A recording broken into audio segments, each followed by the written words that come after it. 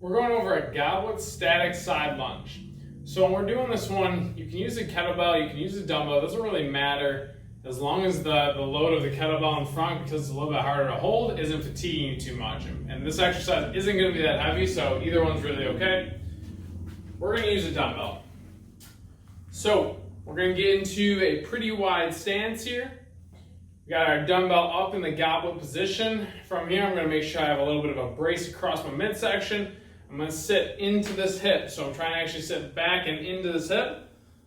Pretty much all my weight's going to be on this leg. If that comes up, I'm okay with that because my weight's here. From here, I'm going to drive back up and switch.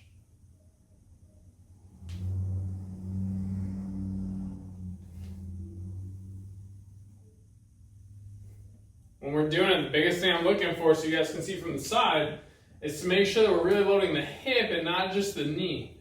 So a lot of times people kind of do this where they go forward. We have to make sure that hip's coming back so we can load into this hip and then drive back up.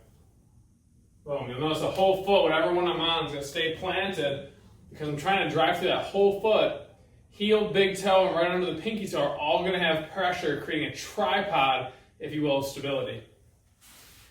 As you're doing the last thing, far too often we have a knee that comes in, something like that. We're going to have to work to make sure that knee stays stacked right on top of our foot as we're getting into that lowered position. That's going to make sure that we can load the hip and not just the knee, and not into internal rotation or valgus too heavily.